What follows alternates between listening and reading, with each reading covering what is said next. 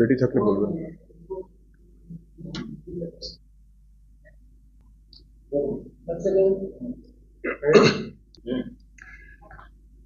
আজকে আপনাদের মাধ্যমে মানুষকে একটু একটা সচেতনতামূলক বার্তা আমরা দিতে চাইছি, কারণ ইদানিংকাল একটা নতুন ধরনের স্ক্যামের বিষয়ে আমরা জানতে পেরেছি।